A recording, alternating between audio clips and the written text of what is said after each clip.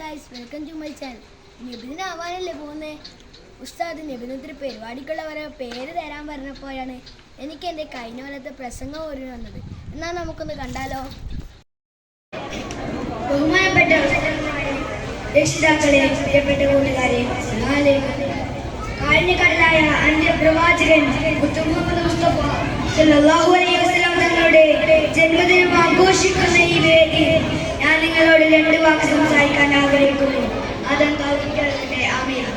മനുഷ്യഹൃദയങ്ങളിൽ കാരുണ്യത്തിന്റെ പറ്റിപ്പോയ ഈ കാലഘട്ടത്തിൽ കാരുണ്യത്തിന്റെ പ്രവാചകൻ എന്ന വിഷയത്തിന് വളരെ പ്രസക്തിയുണ്ടല്ലോ. പ്രവാചകൻ മനുഷ്യരോട് മാത്രമല്ല സകല ജീവജാലങ്ങളോടും അങ്ങേയറ്റത്തെ കാരുണ്യത്തോടെയാണ് വാദിച്ചത്. പ്രവാചകൻ പറയുന്നു, നിങ്ങൾ ഭൂമിയിലുള്ളവരോട് കരുണ കാണിക്കുക, ആകാശത്തുള്ളവൻ നിങ്ങളോട് കരുണ കാണിക്കും. ചെറിയ കുട്ടികളോട് കരുണ കാണിക്കാത്തവരും വലിയവരെ ബഹുമാനിക്കാത്തവരും അയൽവാസി പട്ടിണി കിടക്കുമ്പോൾ വയർ നിറച്ചും ഭക്ഷണം കഴിക്കുന്നവൻ നമ്മിൽപ്പെട്ടവരിലാണ് പറയുന്നതും.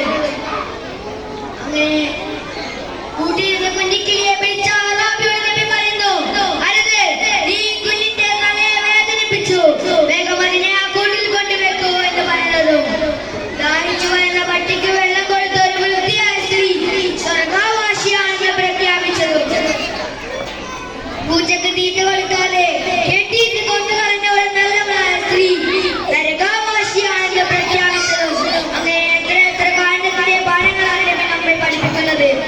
എന്തിനേറെ പറയണം, പരിസ്ഥിതിയോട് പോലും കാരുണ്യം കാണിക്കണമെന്ന് പറഞ്ഞ ഒരു നേതാവ് നമ്മുടെ നബിയല്ലാതെ വേറെ ആരുണ്ട്?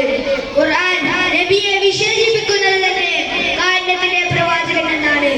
ആ പ്രവാചകന്റെ സഹിഷ്ണുതയുടെ പാഠങ്ങൾ ഉൾക്കൊണ്ടുകൊണ്ട് ഞാൻ സ്വർഗം തേടുന്നവൻ നമ്മെ ഉൾപ്പെടുത്തട്ടെ. ആമീൻ. അസ്സലാമു അലൈക്കും.